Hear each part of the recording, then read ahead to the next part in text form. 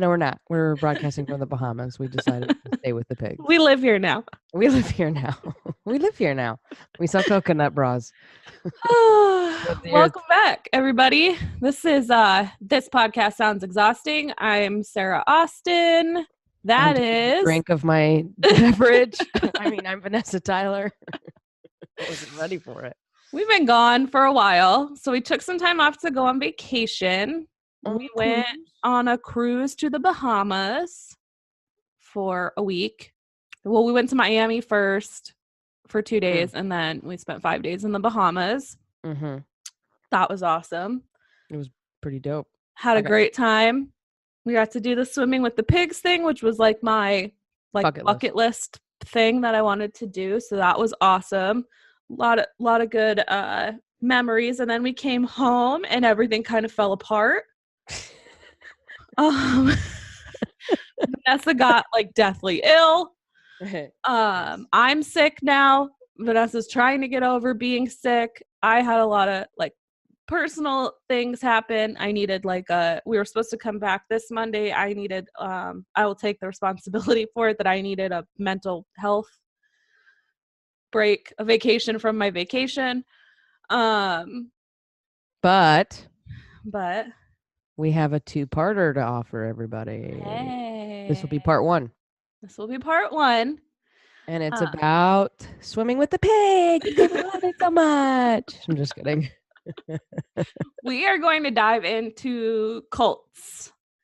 So this will be part 1 of cults. I'll do part 2 next week. I haven't definitively decided what next week's cult will be, but what's the name of the one I want you to do? The People of the Solar Temple. Do it. Yeah, it'll probably be something like that. There might even be a part 3 down the road, because cults is such a big, there's a whole podcast dedicated to it. Yeah, there's so much information. Even this, can I tell them what you're going to go into a little bit today? Oh, no. Yeah, go ahead.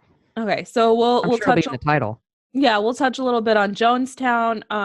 Just Jonestown could be 5 fucking episodes. Yeah, don't drink the Kool-Aid. It's there's just so much information in it. So we're not doing a deep dive. I'm going over cults in general. Introduction. Right. So I'm introducing you to my cult, and you will be joining it by the end of this episode. This episode is sponsored by Cult of 8. Mm-hmm. Oh yeah, Isaac's thing. Get your visas and MasterCards ready. I'm just kidding. Maybe. Well, he does do just kidding. Maybe. He does help us upload our podcast. Maybe we'll put a free what is it? Free advert. Free advert for him. Cultivate clothing. That's CULT. Oh, here's why cults are bad and why you should never join them. Buy from Isaac's. Cultivate. Anyways. All right. Yeah. I guess we'll just get right into it. We have missed doing this. It's not that, we weren't trying to be lazy. Everybody needs a day off. We've been dropping them 1 a week consistently. Get what you get. And you don't throw a fit. Tough titty, said the kitty when the milk went dry. Now you go. I don't have anything else. I don't have any other ones either. It's just the ones that our mom told us. Oh my God. Yeah. Well, let us know yours, people. We need more of those. Feel free to use those. Tough shit. All right, you ready? Yeah. Cults are bad. All right, thanks for coming on the part 1. Off the bat. We really appreciate you guys. Sara will be doing part 2. Oh, all right, I'm just kidding. All right. How many cults do you think are active right now? 36. Thousands. Oh, shit. That's the best number I could find. Just thousands. Way off. 36. Because you're probably thinking of extreme cults. Big. Yeah. Yeah, 36. Or thousands. And 9,000 of those are probably just 2 people or something. Maybe one charismatic leader and one follower, kind of like us. You're the charismatic leader. You know what I was talking about earlier? I think I said people of the solar temple, but I think it's the order of the solar temple. I'm thinking of mine, the People's Temple. Right. Is it the order of this? I don't know. I gotta do my shit. Anyways, that cult is still going. Their website is still active. You can still interact with them, and it's only like I think 10 people. Them? Well, not the originals have died and gone on to their different planet. Uh-huh. But there's 10 Earth beings that are still running. Waiting for that second wave to come. Earth beings? Yeah. So hold on. We're going to skip to part 2 because I need to know. You have a cult that existed. They all committed suicide to go be on their planet. Right. And now there's 10 people trying to get more people to join. And you join, knowing full well. They're not necessarily like recruiting. They're just still around. There's still a small group of people that are around. Either way, there are people in this cult that know the end game is them dying. Because the first group did. That's how they got there. Earth bodies dying. Oh, here we go. No, I'm just saying that's what they. Yes, they know that their earthly bodies are going to die. First of all, if anybody who is religious is listening to this and judging them, why what the hell are you here? Talk about? Because you talk about when you die and then your soul goes to heaven. Right. Their only difference is they're just going to an alien ship. Yes. Right? Part 2's been spoiled. Thank you. All right. No, there's more to it. I'm sure you'll tell a good story. Can I finish my thing? Yeah. So there's 36 cults active in the world right now. Oh my God. Thousands. Okay. Stop Googling over there. I'm done. You better be done. I'm done. I'm busy. I was just making sure it really was the order of the solar temple, and it is. Not the people of the solar temple. You're doing part 2 research. I am very busy. Pay attention for 5 fucking seconds. Okay, I'm good. Pay attention I really am. Jim Dangle. Yeah. And you're Trudy. Pay attention for 5 fucking seconds. I'm trying. Okay. You got to say your thing, Jim. There's thousands of them, Sara. And there's an important thing to note about cults. 2 things. Though I'm not really sure looking at my notes when I get into part 2 of that. Okay. Thing number 1 is not all cults are religious or religions. Right. Vice versa, not all religions are cults. So some cults are political or therapy-based, focused on self-improvement, and other bullshit. All right. Etc. What defines a cult, Sara? Thank you for not saying anything. It's my turn. Well, a cult is a rhetorical question. Okay. Question. I'm helping. I'm in danger. I'm helping.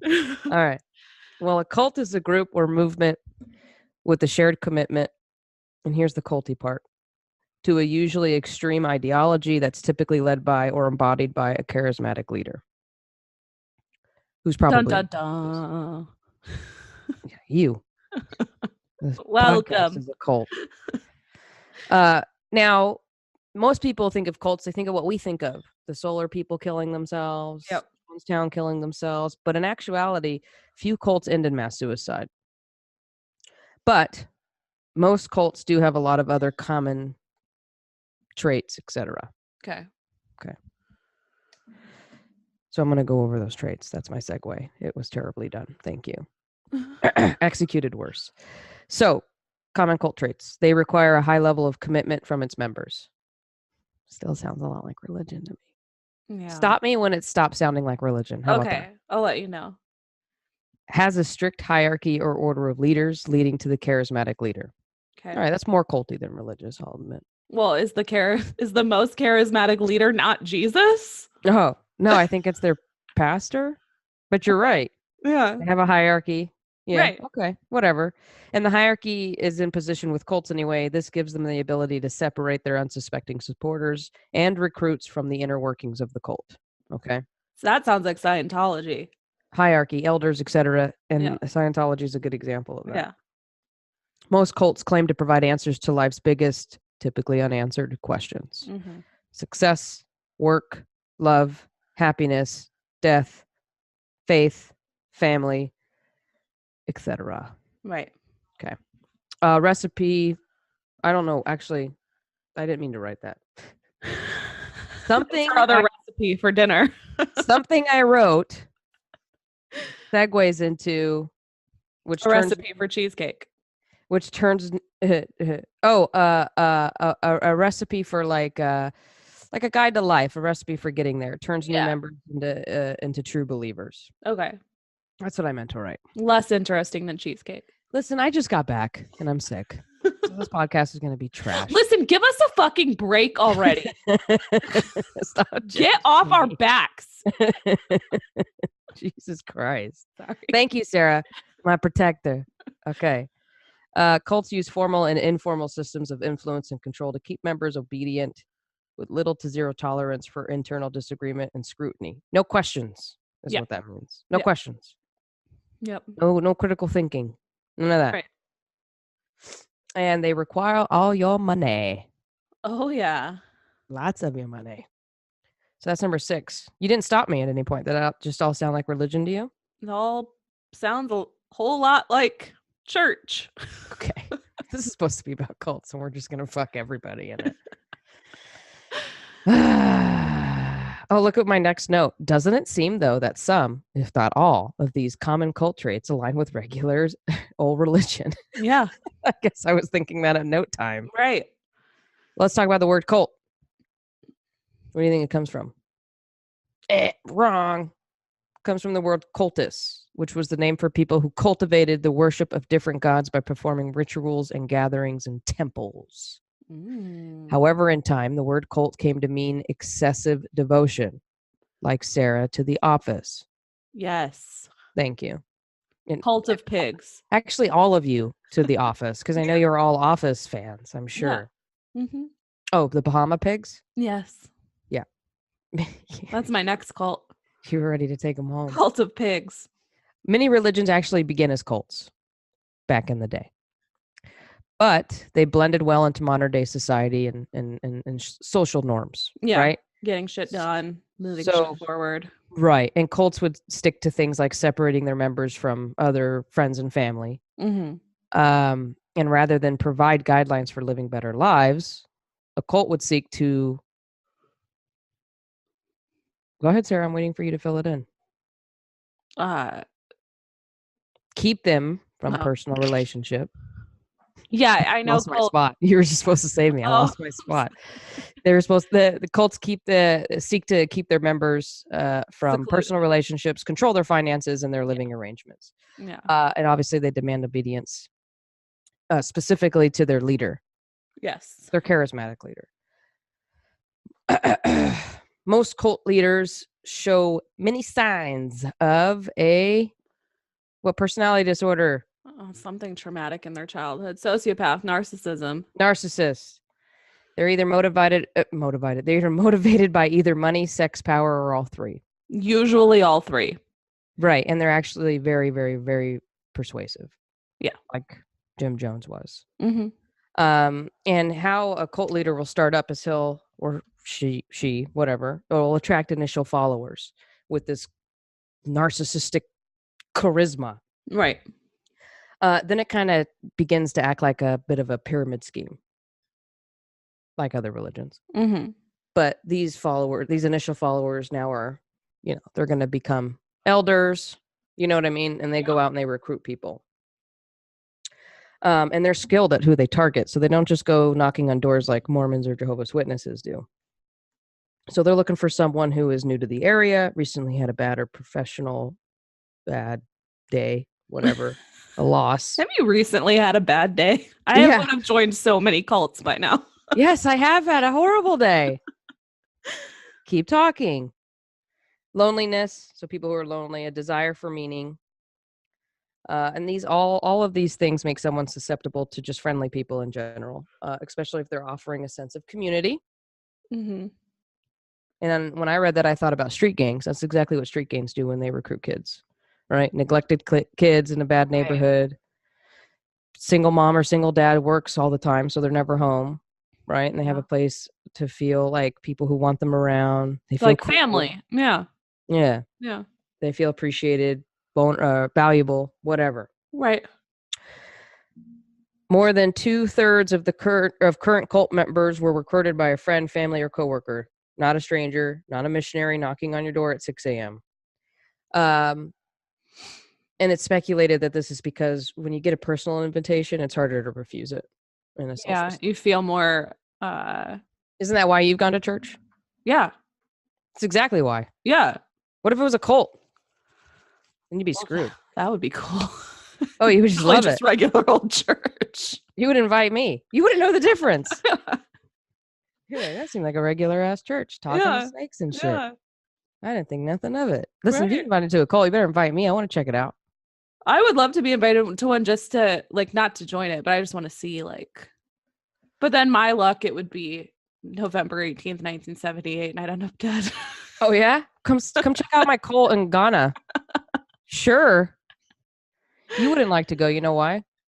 It's a lot of work. No. You'd see like kids and stuff there, and then you would just burn the place down with the people out of it. Well, the adults you'd probably leave in it, and then we'd Right. get the hell out of there. Come on, children. Getting out of here. Then we start a cult. Yeah. Fostered kids. Yeah. All right. Doctrination is what precedes. Is precedes after or before? Indoctrination? Can you answer my first question? Yeah. Well, it sounded like you said Doctor Nation. Like. No, it's a nation of doctors is what I was talking about. Doctor Nation. I've never heard of that website. Is precedes before or after? Indoctrination is. Oh my God. The word. How you get, like, you indoctrine them Sara. to your cult.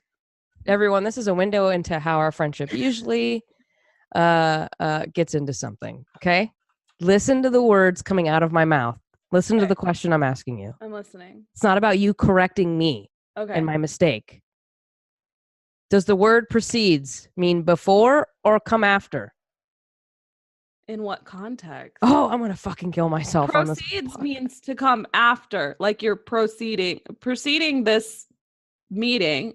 We're going to Anyways, bitch, once you get invited to this cult, the next step is indoctrination. Was that better? Know what that means? Yes. The process of teaching a person or group to accept a set of beliefs uncritically. That was rude. That's why you weren't listening to me. You were busy Googling. Stop. I don't like the second screen that you have on your computer. Fine. I don't need your help. I like failing. It's funny. Jesus Christ. All right. So how do we get in this mess? It's not childhood trauma. Narcissism? Don't answer that. Money? You don't know. You don't know. You don't know. No. Humans. How do we get fucked into cults? First of all, we're flawed. We're flawed social creatures who naturally seek to mimic others' behaviors or follow orders. Group psychosis. My favorite meme. Another way that they indoctrinate you into their little cult is the coercion. Yeah. Thank you. And the way that they coerce you is they're going to use guilt, shame, fear, or all three. Now that sounds very religious to me. Yes. Guilt, shame, fear. Absolutely. That's why a lot of people do dumb shit anyway. Fuck, marry, kill. Guilt, shame, fear. Fuck, marry. Quick, before you turn on cult. Fuck, marry, kill. Go. Didn't I give you one? I'm gonna fuck fear. I'm gonna fuck kill. fear. No, go ahead. Answer it. You gotta fuck, marry, kill. What was it? Fear, shame, Guilt. guilt. Oh, I'm gonna fuck my shame. Okay. That sounds kinky. All right. I'm gonna kill my guilt. Good. I'm gonna marry my. What is it? Fear. Oh yeah, What do you fear? clowns. You're gonna marry a clown. Yeah. What are Well. you ashamed of? What are you fucking in this one? Killing your guilt. That one, I like that one. Yeah. And people usually submit under their peer pressure. Back to cults, by the way, everybody. No more fuck, marry, kill emotions. It's weird. Submitting to your pressure. Yeah, no shit. Back to cults. And they submit because they want to attain future rewards. Now you're in a spot where it's difficult to voice your doubts. So at this point, you're in it. You're kind of in a spot, right? Yeah. So now let's say you have doubts. You start catching on like, wait a minute. Why do you get to fuck all my children? Yes. Why are you feeling my breath? That seems for spiritual healing. Yeah. Yeah. That's actually pretty weak. I mean, that's probably just general church. We've all been touched a little at church. Only touched a little. I thought breast touching was a part of right. So you get closer to God. Your heart is under your tits. Yes. So. You sound like you've had to convince someone, Sarah. Jesus Christ. You have a whole speech ready to go about why you need to touch someone's breasts. Sorry. Anyways, once you're in this point, it's difficult to voice your doubts, especially when everyone around you is demonstrating absolute faith. Not to mention, this environment shuns critical thinking. It's an entire environment that perpetuates your submission. Yeah. So you look around, nobody's doubting it. You're the only one. Mm-hmm. You're going to feel either wrong, guilty. Right. And then when you feel guilt, guess what? You feel shame. And then you feel fear of getting excommunicated or something. And it's just a cycle of you're in a cult now. So you should just never accept those invitations to go. Well, and usually they have control over all of your finances and things like that. So even if you get to the point where you're like, I need to get out, you really have no means to make that happen. Right. This eternal conflict actually has a term that I love. It's called cognitive dissonance. Keeps you trapped as each compromise you make makes it more difficult for you to admit you've become deceived. So cognitive dissonance, I love that. That describes a lot of people. So every time you make a bigger commitment, maybe a relationship you shouldn't be in, every day, every month, every year longer that you're in it, you're pushing away from admitting you've made a huge mistake. Trump supporters. Yeah, because you're double down on it, right? I love him. I wish you would just do something crazy like I had tea. Fuck this whole country over and take away women's reproductive rights. No, just have tea with Hillary and say I love her. Really not that bad of a lady. She's not that bad as I thought she was. Pretty cool. Pretty smart chick. And then I just want to see everyone's head literally explode. Yeah. From stress. Just to see what you do. Anyway, so cognitive dissonance takes over. Mm-hmm. You just make shit worse for you is what that is. Yeah. All right. It's just like circle. Right. Yeah. Meanwhile, the cult will most likely be denying you some basic freedoms of thought, speech, and association. And this actually, depending on your age, is going to stunt, stop, or reverse any psychological and emotional growth. Which brings me to the sensitive spot. This is exceptionally bad for children. So having children in a cult or anything that's going to stunt their psychological and emotional growth is going to deprive them of their normal social activities and milestones and cause probably irreversible psychological effects. Just off the top of my head, when you look at the Westboro Baptist Church, which is a cult with religious undertones like most other cults, you see kids who are 4 or 5 years old picketing with God hates fags signs, and you can't tell me that that's not a little emotionally troubling to grow up in that. They have signs that say God loves dead soldiers. Yeah. Little children. Right. And they're screaming at it if you see the recordings. You should watch Jesus Camp. No, thank you. That'll show you all the fucked up shit. They have a bunch of like little 6-year-olds. They're all excited. They're at camp, and this fucking bitch. I hate this bitch. I wish I knew her name. She starts telling him, do you guys like Harry Potter? Well, you're all going to hell. And some of them are smart. They're like, this is a trick question, you guys. We hate Harry Potter. I'm pretty sure this is a trick question. Because they're all kind of timid, but they're like, yeah. But some of them are Ralph from The Simpsons. Yes, I'm helping. Well, Harry Potter's the devil. I'm in danger. I'm in danger. What she really does, she literally like goes on this whole...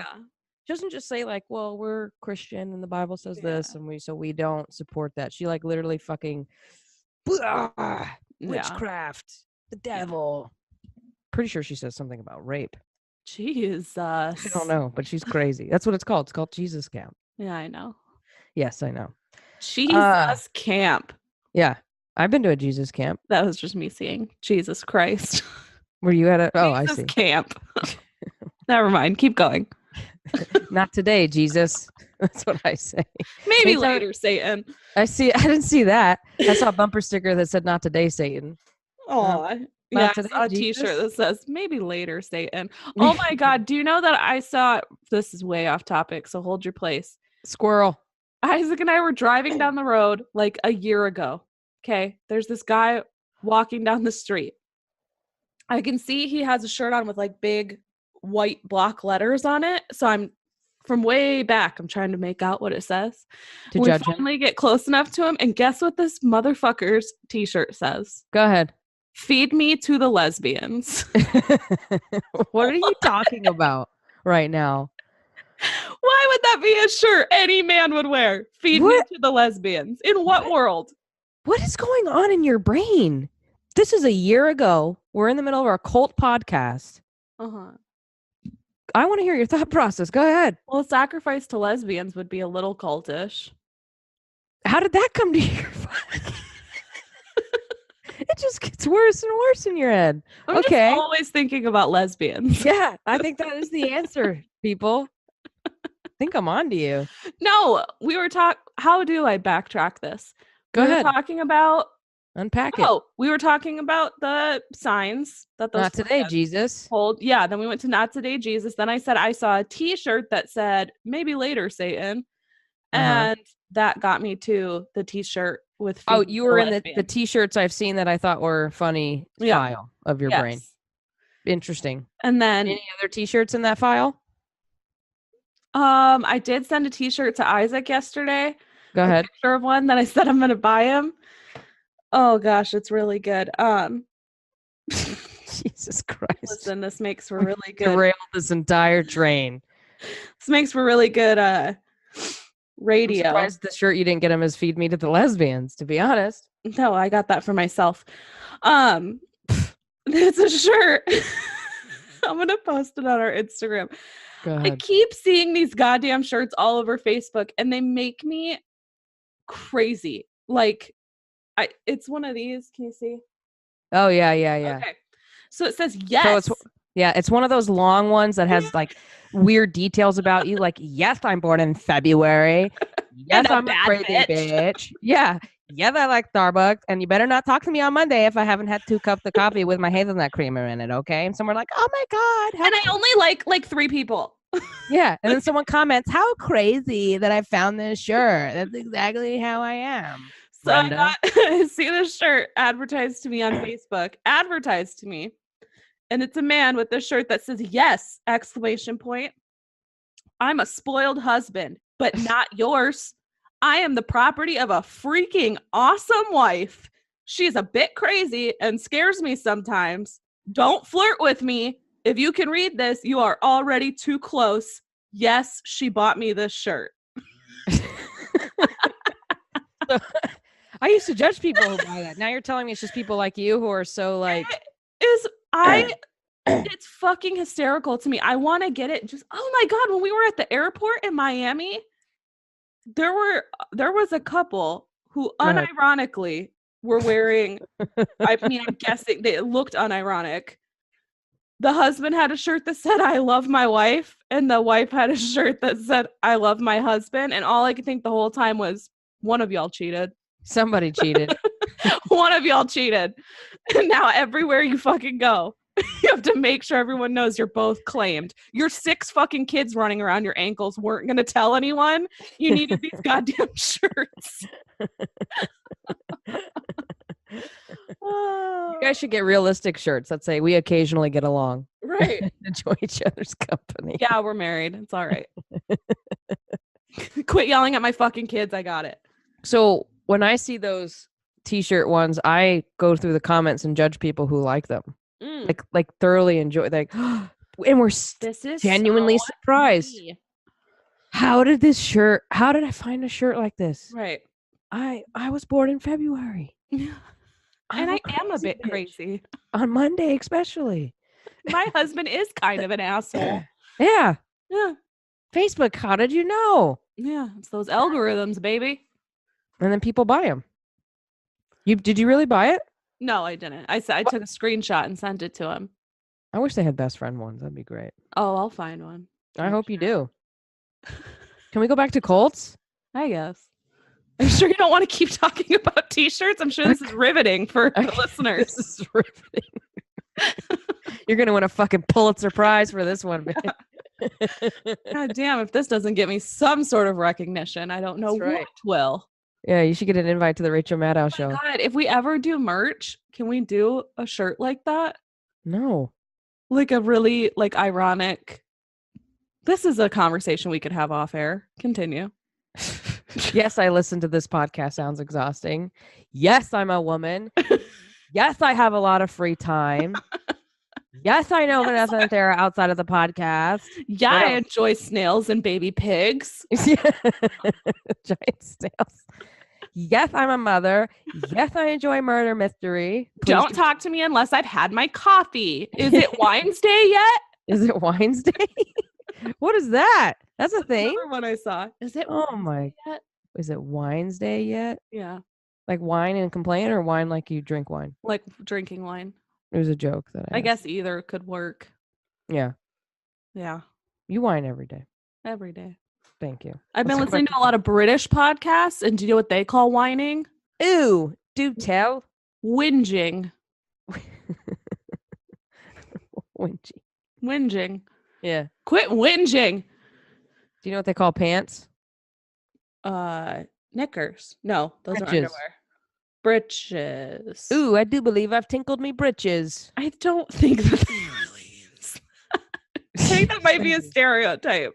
No, it's britches. I don't think so. I think it's trousers. No. I think so. Pretty sure I'm more British than you. Oh. I listen to a lot more British comedy than you. Because you listen to the original Office, you listen to more British comedy than me? I listen to anything Ricky Gervais does. Right now, I'm listening to a podcast from 2003. I pay Hulu to let me watch BBC. How about that? Because Ricky Gervais is in it. I'm listening to a podcast literally from 2003. That's not a British thing. That's an atheist thing for you. No, it was a British radio show that they did. Cash Me Outside. How about that? Someone put it on a podcast for me. Cults are generally hard to identify.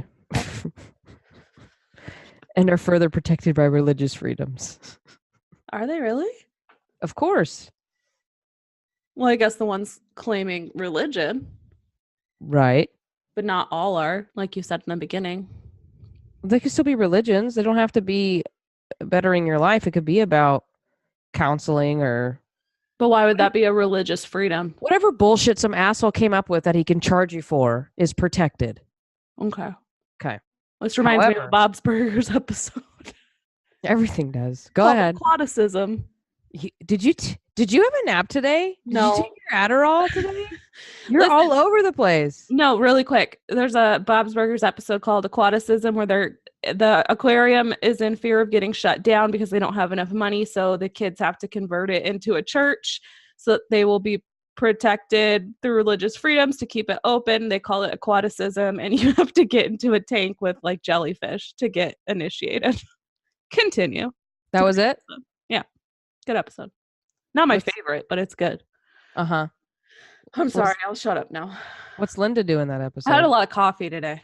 You had something today. Yeah, a lot of tea. That's what it is. Tea. You are more British than me. I am more British than you. You thought that was funny? Are you high? Did you smoke before this one? No. Why was that so funny? I haven't smoked since this morning. I'm good. This morning. Oh, Christ.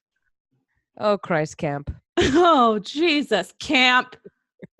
Let's go. However, when the cult practices involve harassment, threats, illegal activities, and or abuse, sexual or otherwise, the law can intervene. Notice I said can intervene because they don't always, because they're literally terrified of the religious freedom stuff. Or that it'll turn into a mass suicide or panic or whatever. Right. A mass suicide panic? A mass panicked suicide? I mean, that's when I feel most suicidal. That's when I Mass panic? That is my biggest fear. Mass panic? Yeah, that's what I would have to marry. Mass panic. Bringing it all the way back. That's a callback. If you remember earlier in the show. When we played Fuck, Marry, Kill with emotions. Oh my God, this is just going off the rails. What are we doing? Why are you listening to us? Who are you? Why do you like this podcast? Someone's like, I'm going to kill this podcast. It's fucking dead body. God. My God. Mary, that means you have to spend the rest of your life with mass panic. I would die. You would die. You'd kill yourself. You would drink the Kool-Aid. The Flavor Aid. So that's why I picked Jonestown. By the way, that's the end of my TED Talk about cults. Okay. Thank you for coming. No questions at this time. We're obviously a mess and can't handle them. But that's why I picked Jonestown to just kind of review it. Yeah. Because there's too much. It's a lot. It's a lot of shit. But I'll run it down so you're like, holy shit. And then if you're like, let me look more into that, there's like 2-hour-long documentaries on YouTube that you can go check out. Well, I'll also should suggest last podcast on the left, they do like I think it's a 3-episode on just Jonestown. So the whole first part is about Jim Jones, and then it's really, really good. So go listen to that podcast. They're much better than yes. What are we doing?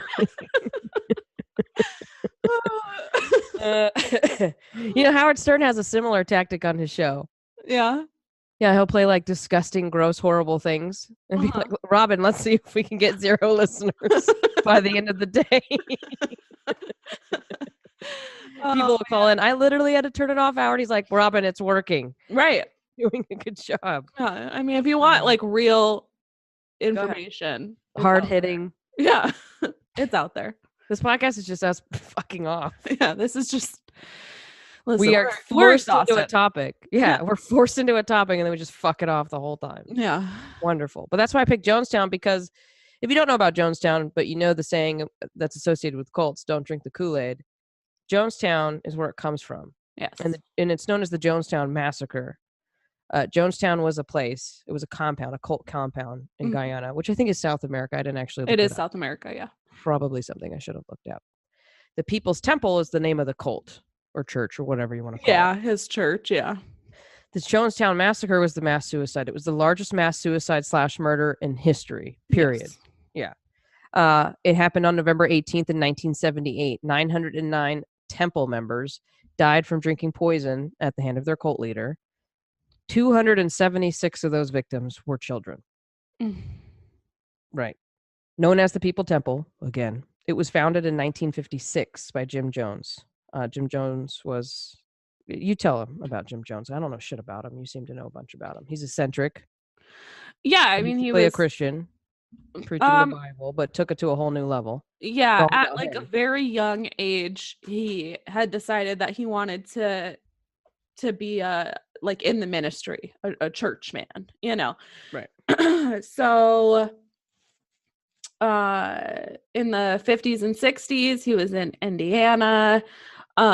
Pretty charismatic, he was a vocal proponent of racial integration, which was a position that not many pastors and churches in the 50s and 60s took. There were white churches and there were black churches. Right. Separated.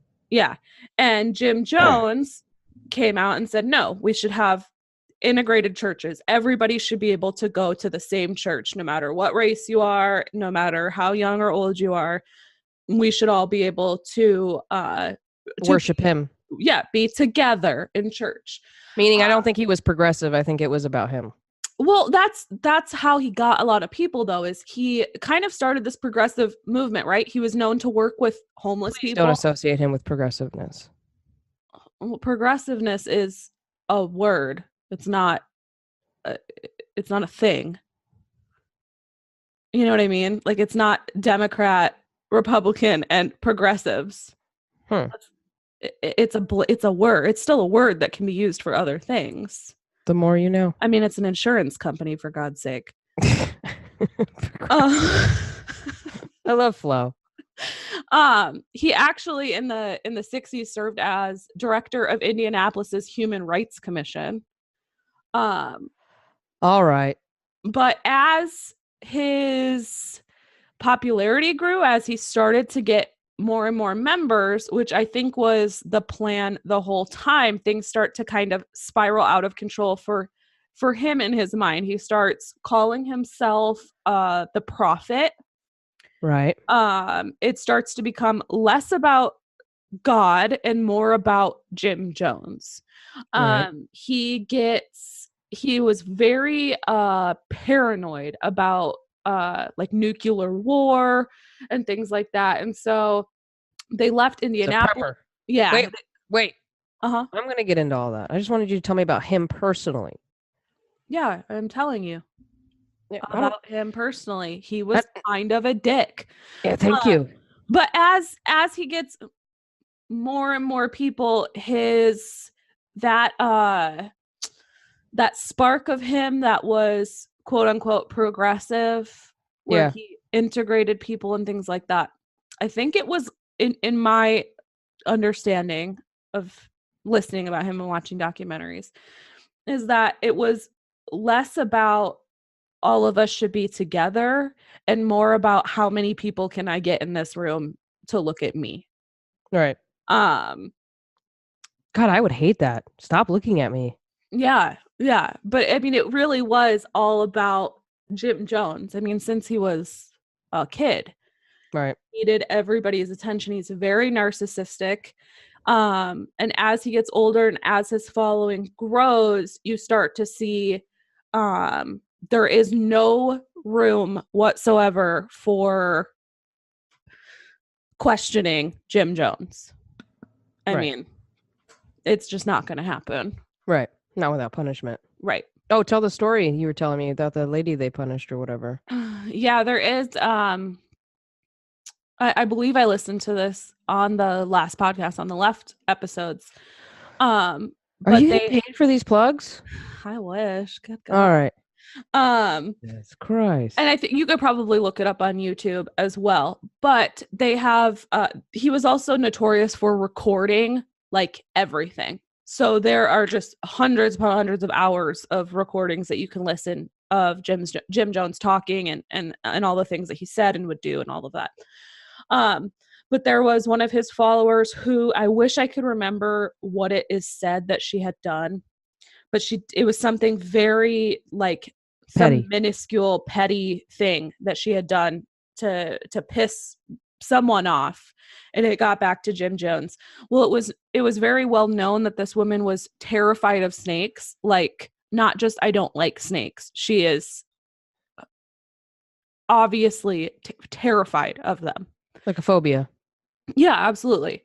And so he brings everybody into his like common area and has her stand at the front while they drape her in snakes. They're telling her they rape her? Drape. I think he said rape. No, he drapes her in snakes. You know, they're putting these snakes all over covered her in snakes. Yeah, or drape. Drape. Is a word. Fancy. You're so fancy. Drape, like you would drape a scarf over your shoulders. Yes, Queen of England. How do you do? I am more British than you. Yeah, no shit. Raped her. Jesus Christ. And while they're doing this, Jim Jones is at the front next to her with a microphone, just fucking berating her. He has members of his congregation start to berate her. He lets them come up to the front with her and smack her, hit her, spit on her, laugh at her, scream at her. I mean, it is torturous for this person. And the whole time you can hear her crying, saying she's sorry. And he's saying things like, I don't want to fucking hear you're sorry. You were sorry yesterday. You'll be sorry tomorrow. You know, like that's the kind of way he would talk to people. And the interesting thing is that a lot of the people doing this to this woman are elderly people. Most of his congregation were elderly. At that time. Huh? At that time. Yeah, the whole time. Oh, The majority of his congregation was elderly. That's why it didn't work in Guyana, because they had nobody to fucking help because everyone was elderly. right. And so you have these little old women literally They were smacking all elderly. I just told you 272 that died there were children. of 900. Right. Okay. They had, if you look it up, it was predominantly elders. Sure. Like what else 50%. do you want me to say? You're looking at me like there's more. I don't know. What else do you want me to say? I want an age breakdown stat. How many elders? Oh, look at her looking it up. She's so vindictive. Look at her. Vindicate yourself, Sarah. The demographics of Go ahead. Jonestown. Go ahead. God, this is so okay. No, everybody hold up the show. So Sarah needs to look this up. It was Go ahead. 64% black. 24% white. 5% mixed. 3% other. I don't know. Almost twice as many females as males lived in Jonestown. Black females made up the largest group of residents in Jonestown at 45%. All right. Let's see. Gender. This is riveting, you guys. Yeah. I'm just trying to get to the I don't want race and gender. Take your time. All of us literally have nothing to do if we're listening to this podcast right now. We have too much time. Truly. I do believe half of our listeners, here's a demographic while she looks it up. I do believe, Sarah, at this time, 56% of our listeners have already found the answer that you're currently looking for. Probably. That's correct. Moving on. You've taken... I'll find it. Too much time. I'll just keep yakking. Okay. So you were talking about Jim. He's a dick. Can you not type so loud? Thank you for putting it on mute. She's over there typing away. Look at her.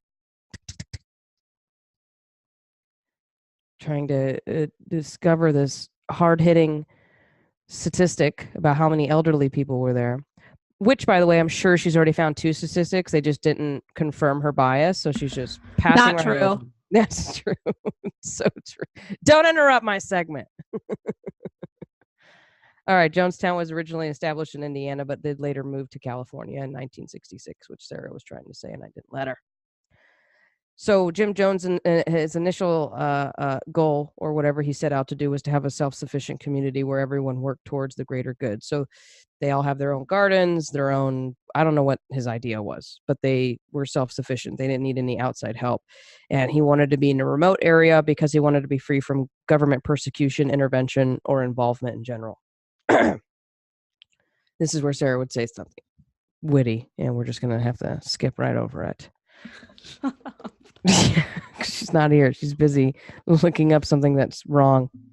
Are you just going to admit you're wrong, or are we going to keep doing this with your cognitive dissonance? Do you want to know what the primary source of income was for? Go ahead.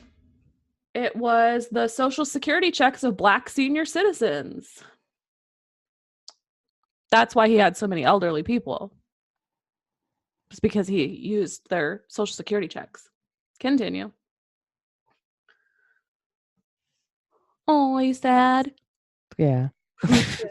I'm trying to think of a way out of that. And I cannot. I have failed. So anyways, he wanted to have a compound where they were self-reliant and in a remote area. So in 1973, he leased some land in Guyana, South America again. Yep. And it was a jungle. So he had to have people clear it out. So he had like 10 members living out there, clearing it out, making it livable. In 1977, so 4 years later, he found out that an expose was being released about him and his bullshit. And it was set to be released. And he moved his entire congregation to Guyana the day before that expose was due to be released, because he must have thought that he was going to lose them all or something. I don't know, but it wasn't good. So he dipped out. And obviously when he took his entire congregation, he needed them on board. And so these people were falsely led to believe it would be paradise on earth, basically. similar to Ja Rule's Stupid Fire Festival, which was a total fuck fest. Mm-hmm. But that was great. A total fuck fest. That sounds more No. fun than what it was. I meant fucked. That sounds great. I'm like, fuck fest. Yeah, I want to go to fuck fest. That might have hit it off better than what it actually was. Where's Fuck Con and where's Fuck Fest? I want to go. I meant completely fucked fest. Right. Does that sound like something you want to go to? Yeah. Okay. Fire Festival. Trashy. So they get there and they realize that they were deceived. They had crappy tiny little cabins with bunk beds in it, and they were completely overcrowded. Each cabin was. Yeah. Not to mention the compound was. Also, they were separated by gender. So couples, married or otherwise, were separated from their partners. Yeah. Yeah.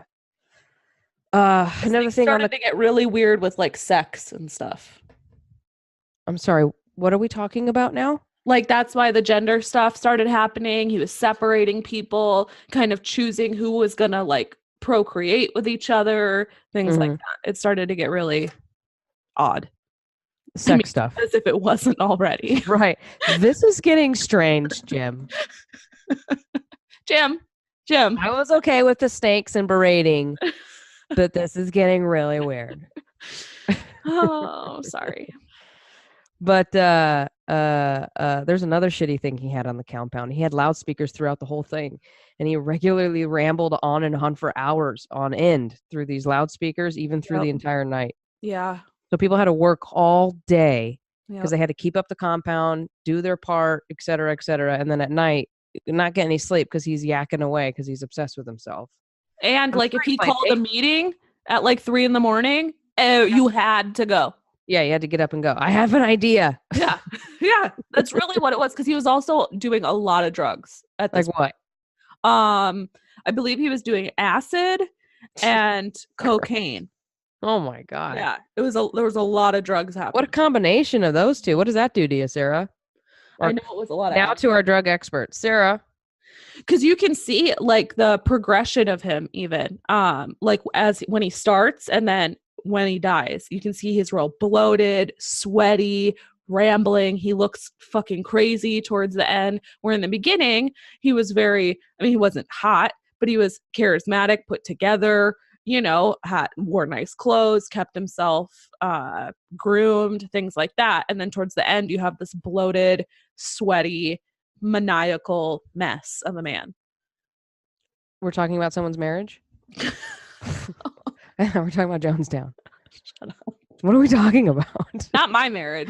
No, that's why I said someone's. I'm not stupid. I'm not an idiot, Sarah. Oh, man. She was talking about my ex. Well, my relationship. And me. That was my description. That's me. Bloated, sweaty, blotchy. That's how I left that relationship. Ruined. But you did admit that you thought he was hot. So. No, you did. You thought he was hot. It's okay. I'm just kidding. Internet wasn't a thing back then, people. I know you can't imagine that, but it wasn't. And he also forbid TV and newspapers. So these people were literally cut off from the world. Yeah, 100%. And they're in the middle of a fucking jungle in South America. They're pretty screwed. But some people still tried to escape. Right. They didn't want to be there. They had enough. And these people were held captive in small coffins. Well, they look like coffins. They were kept prisoner in there. And unfortunately, Sarah, there were even reports of leaders forcing children to spend the nights at the bottoms of wells. Yeah. Sometimes even upside down in them. I would have just fucking killed somebody. Yeah. Beatings were also common. And members who tried to escape were heavily sedated in the quote-unquote extended care unit. Yeah. It sounds like something you would want to be heavily sedated. Yeah. You know what they did to them in there? Go ahead. Like the extended care unit was basically just a place where if you talked out against Jones, anything like that, you would go there and they would feed you food, sandwiches and stuff that had been laced with barbiturates. So they would basically just sedate you so that you couldn't talk or do anything. That's what I just said. Oh. You get off Google, you fucking truck. I literally just said that. Did you just call me a truck? Yeah, I called you a truck. Are you upset about that? Are you triggered? What? Is that like a new thing people are saying? No, I've been saying that I think since the sheriff's office. We called people fucking truck. New officers who were stupid a truck. Oh. I didn't question it. I never learned what it meant. Oh God. It could be Now I something feel really stupid naughty. I just figured everyone knew because no one's ever said anything. But you're telling me you don't know what the hell that means. No, I've never heard that. Yeah, I thought it was weird. It is. Can you Google that? You were right. You fucking Googler over there? Can you Google while we call each other trucks? Yeah. Yeah, I literally said, Sarah, listen to me. Members who tried to escape and shit were heavily sedated. This is Sarah. Do you know what else they did in the extended care unit? No, what? They sedated them. Yeah, they did. They heavily sedated them. Are you here? What the fuck are you doing? I know. Sorry. It's so crazy. I'm sorry. Continue. I'll shut up. Elders were armed with guns and shit, and they served as 24-hour guards to enforce Jones's rules on the compound. Vanessa. Yes, Sarah. There's something else. What? He had members who were higher up. He gave them guns, and they were like 24-hour guards. And I know what a truck is now. What's a truck? Someone who draws negative attention by not having their shit together, most commonly used in jails. Oh, shit. That's why I was at the sheriff's office. Yeah. One of the sentence used is, the pigs wouldn't have tossed our salad if it weren't for that fucking truck. Tossed our salads? Oh, my God. No. What kind of officers are those? Tossed our cells. Oh, they're bunks. Yeah. Oh. Yeah. Oh, so officers stole it from inmates. Yeah, I guess so. Truck. A word widely used in county jail. It can be a noun, adjective, or verb, meaning slow, dumb, or dull. It describes stupid or unnecessary behavior, or a person who demonstrates such behavior. Also, the action of such behavior is trucking or trucking up. Are they not allowed to swear in prison? In jail? Maybe that's why. Only when someone complains. Trucking it up. Not allowed to. We didn't say trucking it up. We said you're a truck. No, I'm saying maybe that's how it came to be. I doubt Truck up. No. Well, that's what I'm going to tell people from now on. What? That trucking it up came from fucking it up, but you can't say fuck it up in jail. You can. And I'm going to say you told me. Oh, great. So if they have a problem, they can take it. I'm going to tell everyone you're insane and you learned that when you went to fucking jail. How about that? I don't know this woman. I was her officer once, and she's been obsessed. Now people are going to think that's really how we met. We met in jail. I would die if you went to jail while I worked there. Oh, my God. You better die if I go to jail. What are you talking about? Flat out. I would die if you went to jail. What are you talking about? How would that help you in any way that I cease to exist? No, I mean like metaphorically die. I'm literally dead right now. You're in jail. I would die if you went to jail and I don't work there too because I know what it's like. But if I watch Orange is the New Black. I know what it's like too. I will be in heaven. I will be a lesbian in heaven. Feed me to the lesbians. There'll be riots every other week. You'll take over the jail. Oh, geez. You'll get away with things. You'll get married. You'll have sex in the chapel. That's right. Natasha Lyonne and her curly bangs. There's not a chapel like that. I'm just kidding. I know that's not really what jail is like. It's like a dim classroom. Yeah. And there's always someone in there. Like the chapel is a scheduled event. So there's always other people and there's like a chapel person. They can join in. You know what I mean? Right. The more the merrier. Not if you've seen the people in jail, Sarah. It's not the more the merrier. It's not Natasha Lyonne. Fuck out of here. No, it's not Natasha. It's not Ruby Rose fucking me in there. Right. Yeah. Because Netflix has seriously fucked up my vision of jail. Let me tell you something. It is not. I was almost straight by the time I left. It was disgusting. Yeah, I get it. There are horrible people in there. I'm sure there's some good ones too. No. Oh, No, there isn't. all a bunch of trucks. They're terrible, terrible people. They're disgusting people. Oh, We had in visitation, you had Viz 1.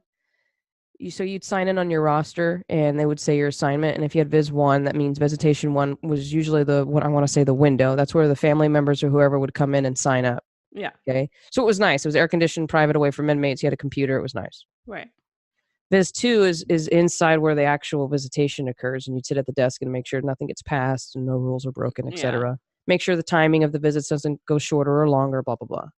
And then it was Viz 3, which was the dreaded duty post of the whole jail. Yeah. And we nicknamed it Booty Duty. Oh, you just had to make sure people weren't fucking? No!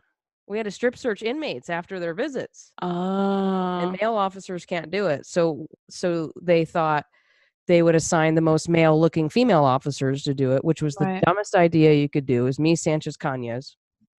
We're the most, and Wood. We were the most male-looking officers. Yeah. And we would regularly get Viz 3, and we'd hate it because, believe me, it is not anything that we were enjoying at all in any regard. And then I had this chick, and I'm not gonna like body shame anybody here, but what I'm saying is she was unkept. Everything about her inside and out was disgusting. Yeah. Okay. And she was sitting there calling me every derogatory name in the book. Yeah. Like, can I please get searched by someone else who's not a fucking dyke or something like that? And I'm like, oh, Jesus Christ. So I'm like, sure, I don't want to be here either. Hold on. I go, okay, you want someone else? Hold on. So I go get Sanchez, who's literally 10 times more butchy than me. Right. Like, she doesn't want to be searched by me. Sanchez comes in, okay, I'll search. And this chick's like, fuck me. Right. It's like, there's 10 more for me to go get, honey. Yeah. What do you want to do here? No one's enjoying this. Believe me. Hey. This is disgusting. Yeah. Can I tell you, one chick, when it's close to holidays, this is the most disgusting story you're ever going to hear. Nothing to do with cults. When it gets close to holidays, the food that they get served gets a little better because we get donations. Mm-hmm. So they actually had like chicken wings that were given out. And stealing food is very common. You can't get an extra tray. You get what you get and that's it. Right. But when a visit shows up and it prints, you either eat it all or save it or whatever, but you got to go to your visitor. We're just going to cancel it. We don't have time for you to, pamper or whatever. So some chick, when we serve chicken wings and stuff, goes to her visit. She goes to her visit. I forget who's on Viz 3, Booty Duty. They're strip searching her and they're like, Tyler, what the fuck what is going on in this woman's vagina? Oh God. It was a fucking chicken wing. Stop. She didn't want anyone to eat it. I swear on the baby Jesus. This is a true story. Chicken wings in her vagina? Listen to me. She didn't. For later? She didn't want anyone to eat it while she was gone. She didn't trust those sneaky bitches. Which I don't blame her for that. Right. But goddamn. You couldn't just chomp on it before you left. Oh my God. We had to send her to medical because we're not allowed to like do anything about it. Like, you just have to visually inspect. You know what I mean? They have like rights and shit. Mm-hmm. So we had to take her to medical. Medical's like, what's up? And we're like, well, got a chicken wing I need you to remove. She couldn't just remove it herself? I don't think we allow them to at that point because so they have to squat and cough. So if you squat and cough and it pokes out, it's pretty far up there. Yeah, that's what I'm trying to tell you. Yeah. Oh no. So thank your detention officers, by the way, because that's what they have to deal with. Those girls need some Benoit balls so they can hold that shit up there longer. They gotta practice. Jesus Christ, no. I don't need you in jail because you'll just be teaching people shit. I'll hold that shit in there all day. You'll have a fucking jail salon where you're like, listen, this is how you hold your chicken wings. Gotta get those Kegel exercises going, ladies. Kegel exercises. You can hold those chicken wings. Listen, that's how prized of an item a chicken wing is in jail. That's sad. We shouldn't be laughing. You want to make some money? You can sell these broads some chicken wings. That's so gross. True story, though. Oh, because she was gonna eat it. Yeah, and it was all seasoned up before when she got back. God. We ruined it. Can you imagine you do that and then you go through all that trouble just to get caught? Yeah, that's like the worst way. So embarrassing. I would have done a revolutionary suicide. Yeah. My God. Oh. I got the fuck out of that jail. I got assaulted. I was like, thank you. Now Goodbye. Fuck out of Bye. here. Victim rights. Get me out of here, please. Yeah. Jesus. Then they sent me to the next worst jail. Yeah. Yeah, it wasn't getting any better no matter which one you go to, whether you're in there working or not. Right.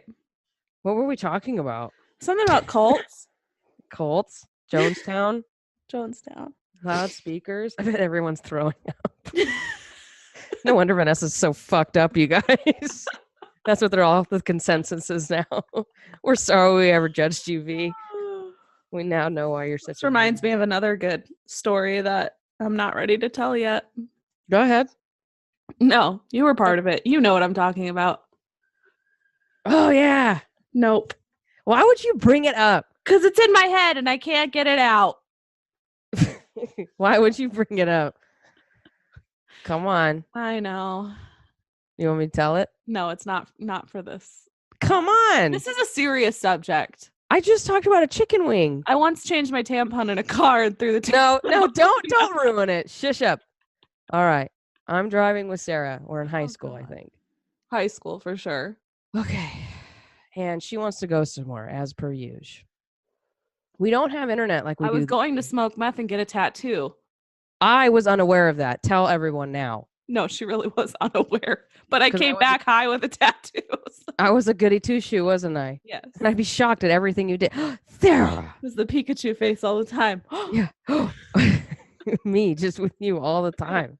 Why are you like that? Why are you the way that you are? Why are you the way you are?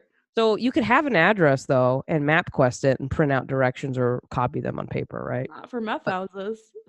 Correct. So this bitch, Sara, doesn't know the address, but she swears to me, I know where to go. I know where to go. Okay. She doesn't know where the fuck to go. No, that was your first mistake. Thank you. So we end up going to her mom's work because she thinks that because she's gone from her mom's work to this place, I think. I'll know my way if I see it. I'll know my way. Yeah, she's laughing because that's exactly what she would do. I'll know my way. So we end up in the middle of the desert. I don't even know what freeway we're on in Arizona, but we're fucking lost. Like Bear Grylls, drink your piss, lost. Yeah. No idea which way's up and down. No. And she's in the passenger seat and she starts like squirming and stuff. What's happening? We're in the middle of nowhere. We have no exits, nothing coming up. I need to change my tampon, she says. I'm like, okay, well, I'll find a fucking gas station. It can't be too far. I'll find one. No, it's too late. Like 5 seconds into this being a problem. It's too late for rationale. Yeah, she's like, it's too late. I'm already pulling it out. I'm like, what are you talking about? Like her ass had scooted up to the top of the seat. Her feet were like where the airbag and the dash is. Pulled my pants down. She's in there. We didn't pull them down, but you were in there. You unbuttoned them. You were in there and you're like, it's too late. I'm already pulling it out. I said, what? What is happening? And she pulls it. Yeah, Pikachu fucking wow phase. She pulls it out by the string. She's just holding it up like a fucking pendulum. Bloody as all hell. And I'm like, well, bitch, now what are you going to do with it? What if I just hung it on your rear view mirror like one of those disco balls? I don't think so. And she rolls. She doesn't roll, but she rolls the window down. Yeah. And flings it out. And it legitimately landed on the windshield of the guy behind me. And there's no running away from him. Only 2 cars. We're the only 2 cars on the freeway. And you know the kind of person I am. I'm telling you what the littering fine is and how I get stuck with it. And you're just like, shut the fuck up. Putting a new tampon in. Yeah.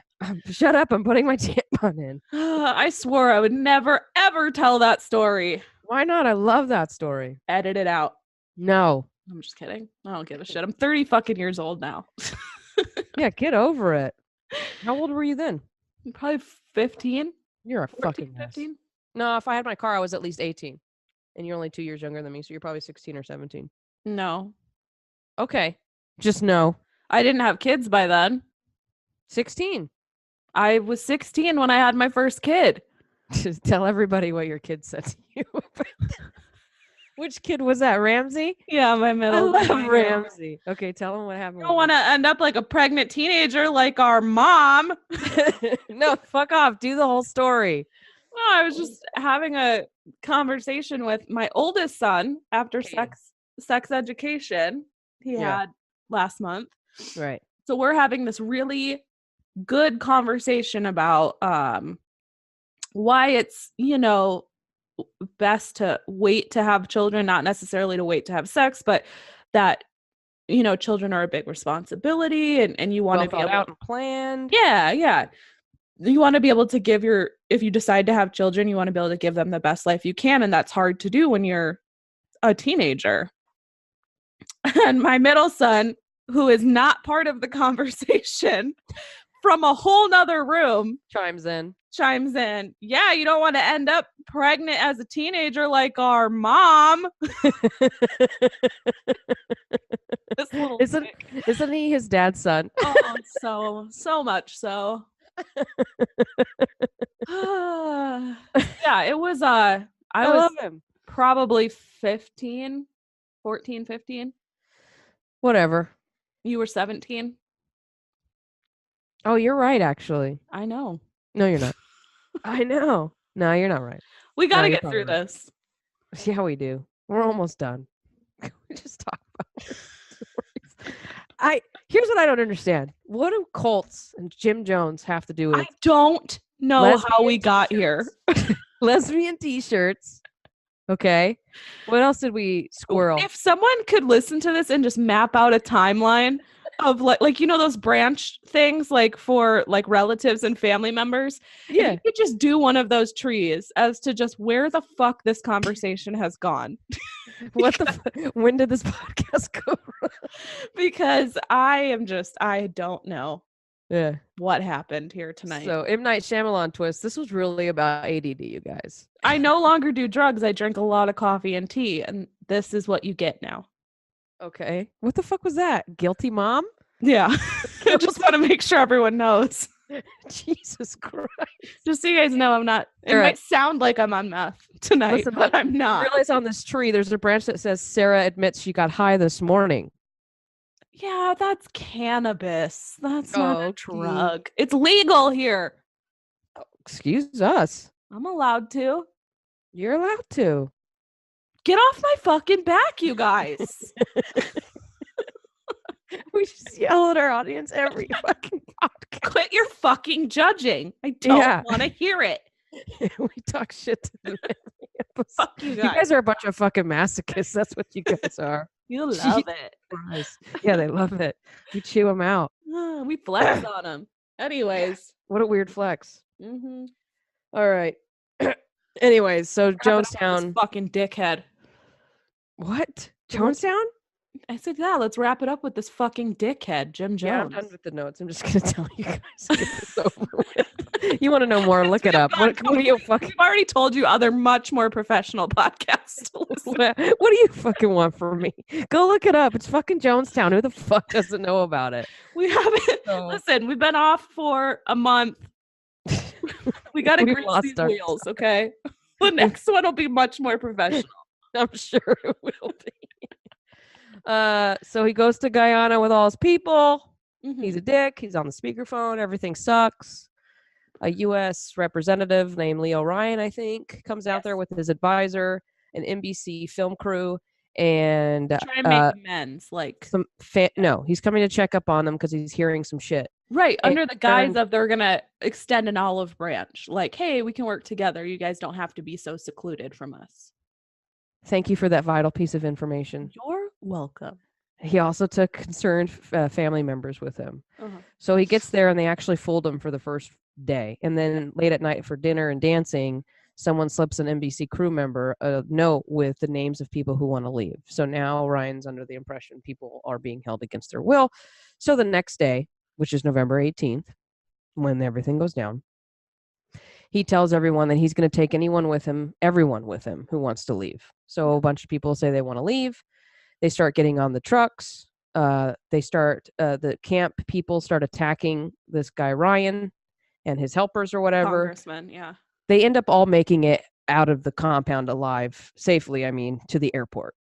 While waiting for the airport to do its thing, because it's just a tarmac, right? Yeah, It's I a was about to say, Guyana it's not airport. like, It's not like it's not like Sky an airport. Harbor. It's literally a little plane on a tarmac. Yeah. Thank you, Sarah.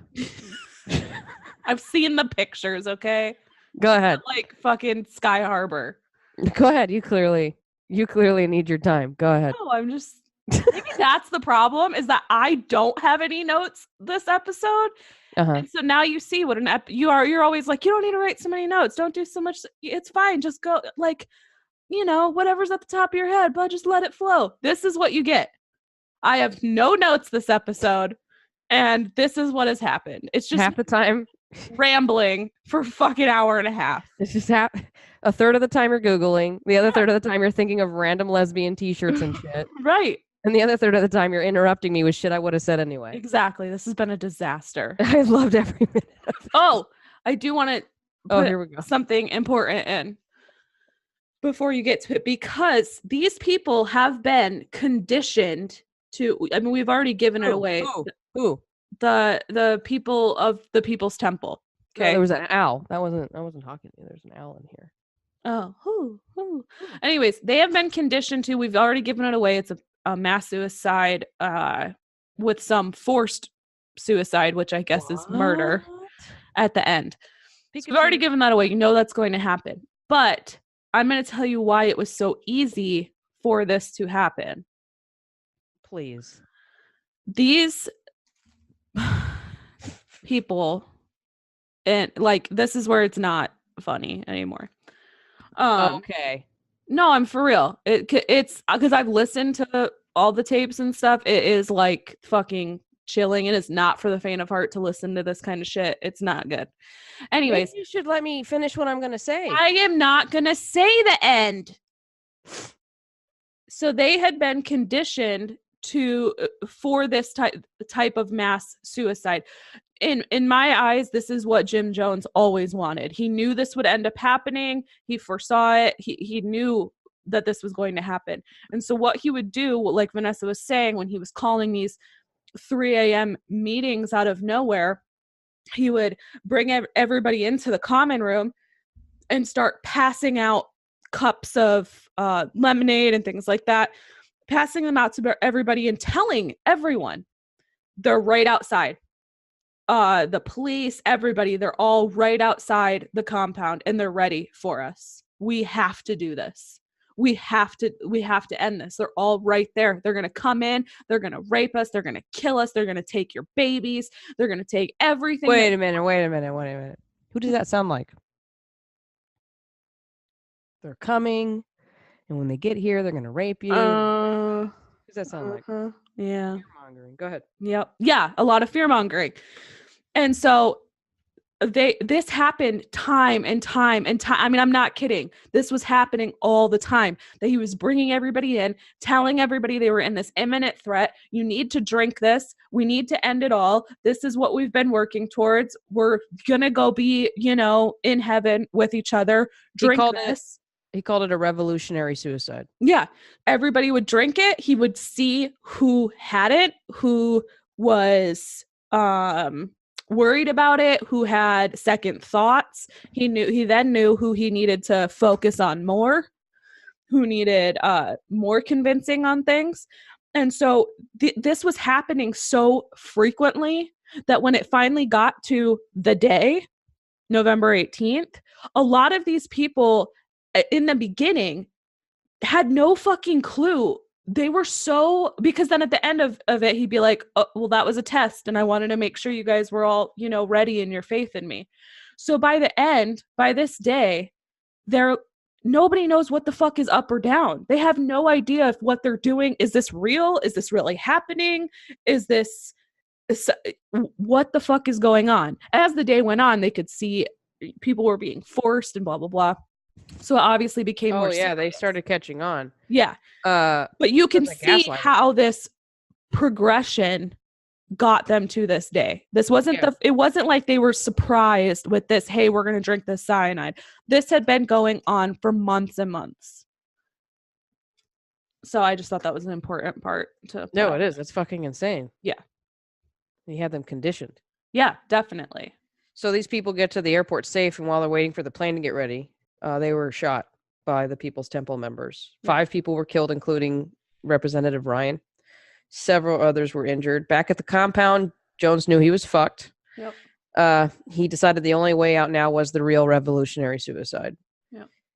In a 45-minute tape known as the death tape, it recorded at least part of the meeting Jones had in the early evening about this plan. Yeah. His closest allies prepared a tub. They poured flavored drink powder, not Kool-Aid, just generic flavored drink powder.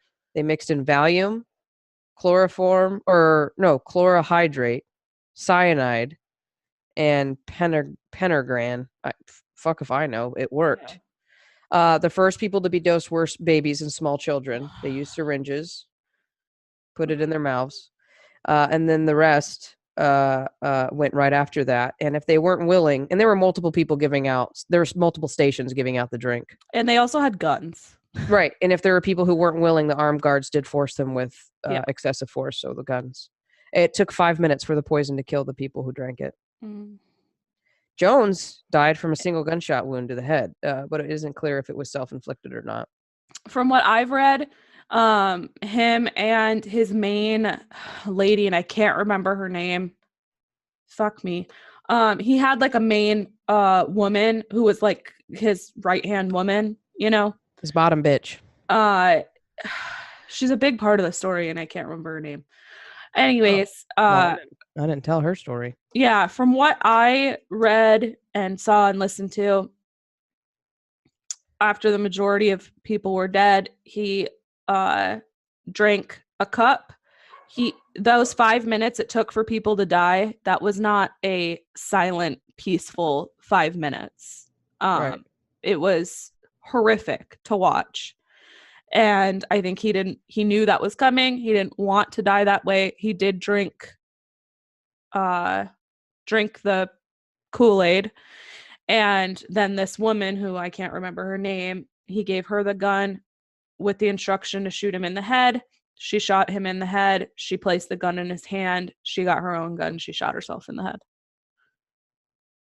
And that was the end of it. So that they wouldn't have to take the drink. Yeah. And he still drank it, from what I read. Yeah. But he also took a shot to the head. But he also bitched out afterwards. Yeah. I think after he saw what was happening. You want me to play a little bit of the tape? Mm-mm. Are you sure? Yep. You don't want me to? No. Okay. I really don't. All right. It's too much. Queued up. No, not of people dying. Of one of the people trying to tell him, like, hey, there's some of us that don't want to do this, and his rationalization of it is what Can you play it on your part? Yeah, you can mute me. No, on part 2. Oh, no, I'm not doing Jonestown. So what? You can lead into it. I'm not. This is a conversation we could have off air. I just won't play it. Play it. I'm not having any conversations with you off air. You are scary looking when you say that. I feel like you might pull a tampon out. So this is one of his followers explaining to him that she's scared. She doesn't want to do this, and just a little bit of his rationalization as to why they are. I know you are. I don't think you are. But I look at our babies and I think they deserve to live. I agree. You know? But also they deserve, what's more, they deserve peace. We all came here for peace. And have we had it? No. I tried to give it to you. I've laid down my life practically. I practically died every day to give you peace. And you still not had any peace. You look better than I've seen you in a long while, but it's still not the kind of peace that I wanted to give you. So, the person with fool continues to say that you're winning when you're losing.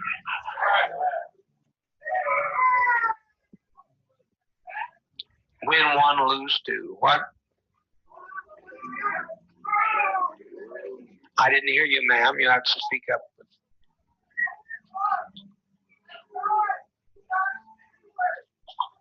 That's a sweet thought. Who said that? Okay, so I'm going to stop it there because what's happening in that? You can hear in the background, there's babies crying. There's literally people dying around them. Who's yelling at him? The congregation. What were they yelling? Most of the yells are in support of him. Right. Saying, yes, this is what we need to do. Mm-hmm. There were a few people that came forward like she did saying, I'll do it. Basically what she's saying is, I'll do it, but I think these babies and kids that are here deserve to live. Right. Like, we shouldn't make them do it. Right. And he's saying, well, we have to. I learned nothing from that. Well, I think it's good to see to hear the gravity of it. It's a real thing. It's not just 900 people who blindly followed some dude into killing themselves. Right. No, I think it's it's very trivializing to say, oh, they just all drank the Kool-Aid. No, these were fucking kids. These were moms. These were elderly people. These were men who didn't want to do this. These were people who got themselves conditioned and pushed into this point of no return. Oh no, they were fucked once I got there. Yeah, there was no outside world. There was no way out. Yeah. I mean, you couldn't survive in that jungle if you tried. Right, and it was bad. In Guyana is where most of the craziness then starts. All the the death condition or the suicide conditioning, all of that. It really, really, really starts to spiral out of control. And at that point, there's nowhere for them to go. And so we've had a really fun episode of joking around and being off the rails, but this story is so much more than just those people that drank the Kool-Aid. Listen, if you need to sober up, I'm not telling you. If you need, I'm talking to the listeners. If you need to sober up on it, just Google Jonestown. Those images will sober you right up. They're really hard. Don't look at them if you can't handle it. I didn't play the worst parts of the death tape. They're on YouTube. They're on many different podcasts and documentaries. I'm glad I listened to it. I'm glad I saw the images. I'm glad I watched it because I think it makes it real, right? It makes it something that, like I said, it's not just that tagline of Kool-Aid. It's no, this really happened, and this really can happen again, and it probably really will happen again. No, it'd be a disservice to everybody who died if you avoided it. That's what I always say. Everybody wants to stay in their little bubble and not know about shit. No. And if we just assume that they're all crazy, just cult fanatics who did this to themselves. No, they're probably gullible, or like we discussed in the beginning, they get targeted. They're new to an area. They're down on their luck, grieving. Yep. Searching for meaning. Who isn't searching for something bigger? Meaning, somewhere to belong. Yep. And then at some point they get into cognitive dissonance where they're kind of in a rock and a hard place, and then before you know it, you're in Guyana and you're completely fucked. Right. And there's people with guns. Yeah. Who will shoot you if you run, or they'll put your kid in a well upside down overnight, or they'll lock you in a coffin.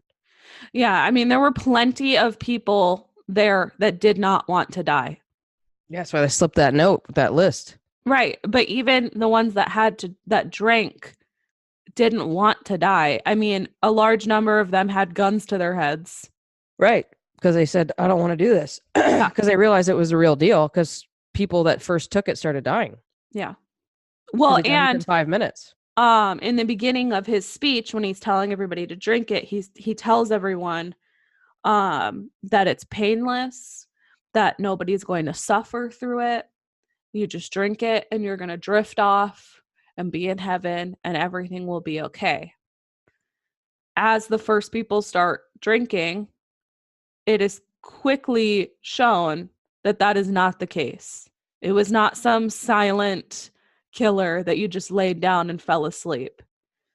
People were coughing and sputtering and convulsing and screaming, and it was not what I don't think it's what most of the people there wanted. Yeah, who would want that? And you could think you want it too if you're that delusional, but at some point you start feeling what you're going through and you probably have regrets. Yeah. You don't want to be there. No. And so I think, it would be a disservice for us to end this on, aren't cults so crazy? Aren't people so weird? We're not ending it. We're saying to be continued. Yeah, no, but I'm just saying I don't want to leave people with that taste in their mouth. Not that we have done that, but I just want to make it known. No, this was a serious fucking tragedy perpetrated by an evil megalomaniac who was a narcissist. and his core group of people around him that pushed him up into power and kept him there. And everybody else were the victims. A lot of people considered it a terrorist attack because of how Jones did it. Right. And though it wasn't on American soil, it was towards Americans. Yeah. And until 9/11, it was considered one of the largest successful. Yeah. I learned that because of 9/11. Because they said that something before that was Jonestown. That's actually how I learned about Jonestown, by the way. Yeah. It was the numbers of death were compared to, I guess, Jonestown. If I'm remembering correctly, this is something I learned in 8th grade. Right. But 900 and almost 1,000 people. Yeah. Listen, just go look at the pictures if you think you need to be sobered up on it. Because I've seen those images, and that's enough for me. Yep. To realize how real that was. And I've listened to hours of the tapes of him talking well before the death day.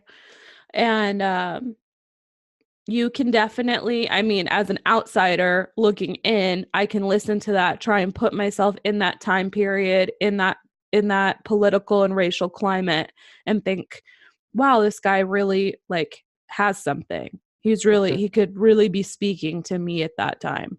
Mm-hmm. And you can see this progression, hear this progression of how things change. Yeah. And it's just that easy. If you're already in it, it's just that, not easy, but it there's no turning back after a certain point. Right. It's not someone came into this cult going, oh, I'm going to be in a cult and kill myself in a painful death in Guyana. What's easy is getting sucked into it. Right. What's hard is getting out of it once you're sucked into it. Right. It's easy to get sucked in, hard to get out. Mm-hmm. Go ahead. What's that a comparison to there, Miss Mature and Serious? On the next episode, I'm going to go into another cult, and then I'm going to do some research on the Cult Awareness Association, and hopefully give you guys some more information and links as to what to do if you think you're in a cult or someone you love is in a cult. Can I know what the hell you were laughing at now? Something about easy going in, hard coming out. I don't know. It's easy to get sucked in and it's hard to get out. That's what she said. Oh, that's such a pervert. Jesus Christ. I want to be serious for a second. Yeah, that's what she said. I'm sorry, you guys. This has been exhausting. Thanks for hanging in there. Appreciate it. I don't think anyone's still listening. I think they've drank their own Kool-Aid and fucked off. Hopefully next episode will be a little more put together. I'll have my shit together. Vanessa had her shit together on this episode. I sure didn't. I just let you take over. I, however, did not. You were like, can I interrupt? Yeah, sure. Go ahead. A year ago. No, I mean like every 5 minutes. Can I interrupt? Can I interrupt? Yeah, go ahead. No, I mean, can I interrupt you throughout this entire podcast with random bullshit? Yeah. Yeah, sure. Okay, first thing. About a year ago, saw a guy. You're not going to believe this. He had a shirt on. And I'm like, looking at it. I don't know what it says. I get closer. Says, feed me to the lesbians. Who wears that, right? Anyways, what were you saying? I hope I don't sound like Terry from Reno 911. You are Terry. Is that lube or lewd? What are you good at, Sara? Oranges. I'm good at high-fiving. Yes. Singing and dancing. Yes. Rollerblading. Debatable. You'll be able to find reference photos on our Instagram, TPSC Podcast. Go to our Facebook, give us a like at This Podcast Sounds Exhausting. Subscribe to us on YouTube. And then download us and rate us on... Rape us? Rate. R-A-T-E. Rate us on... Not drape. Drape us on every other podcast streaming. You're so fancy. Goodbye. Goodbye.